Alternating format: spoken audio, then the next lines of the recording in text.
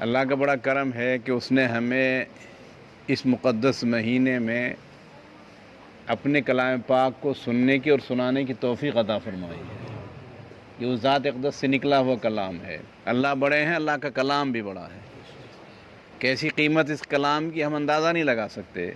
بشر حافی رحمۃ اللہ علیہ نے ایک پرزہ اٹھایا، شرابی کبابی تھے، پرزہ اٹھا لیا یہ سمجھ کر کہ اللہ کے کلام کی آیت ہے، قرآن مقدس کی آیت ہے۔ شرابی تھے اور اس کو دھو کر صاف کر کے پگڑی میں رکھا اور شراب خانے میں چلے گئے۔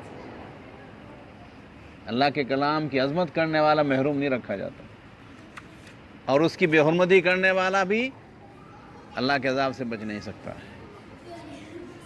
تو انہوں نے اللہ کے اس کلام کی چھوٹے سے ٹکڑے کی تعظیم کی۔ اس زمانے کے بزرگ کو اللہ نے دل میں ڈالا، میرا ایک فلاں بندہ شراب خانے میں شراب پیے پڑا، اس کو اٹھا کے لاؤ۔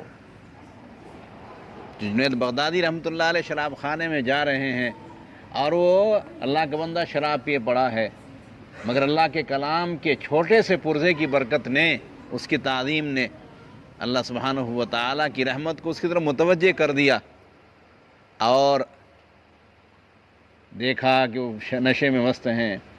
جب ان کو ہلایا، دیکھا ہو اللہ کا اتنا بڑا ولی میرے پاس کھڑا ہوا ہے، بڑی شرم آئی، بڑی غیرت آئی، اور انہوں نے کہا مجھے اللہ نے بھیجا ہے۔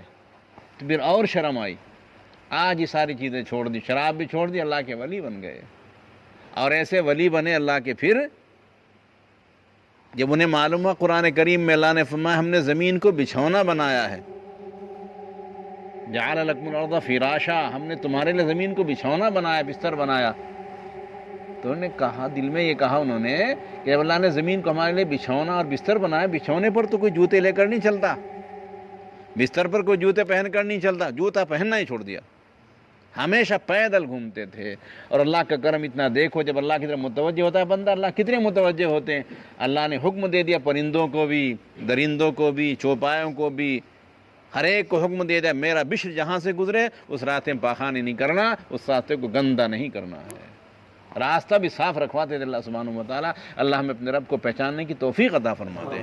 ہم نے رب کو پہچانا ہی نہیں، ہمارا رب کیا دینے والا ہے ہمیں نہیں پتہ کیا دیتا ہے میرا رب۔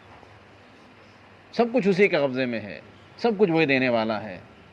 غیر تو خیروں کے سامنے ہم ہاتھ پھیلائیں، ہمیں اپنے رب کے سامنے جڑنا چاہیے، اس سے ہمیں تعلق قائم کرنا چاہیے۔ اللہ ہمیں اپنے رب سے تعلق قائم کرنے کی توفیق عطا فرما دے۔ اور بھائی کیا دیا اللہ نے ہمیں؟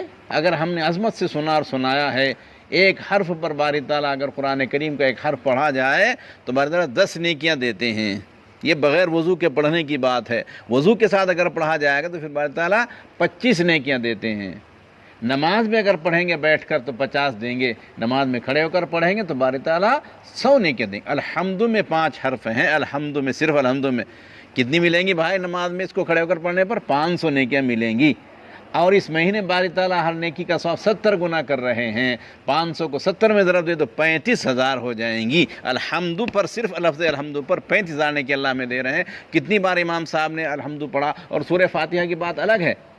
قرآن کریم کتنے حروف ہم نے سنے، کتنے اللہ نے ہمیں سننے کا موقع عطا فرمایا۔ اللہ کے بندوں کتنا اللہ نے ہمیں نوازا ہے، اللہ ہمیں اس کی قدر کرنے کی توفیق عطا فرمائے۔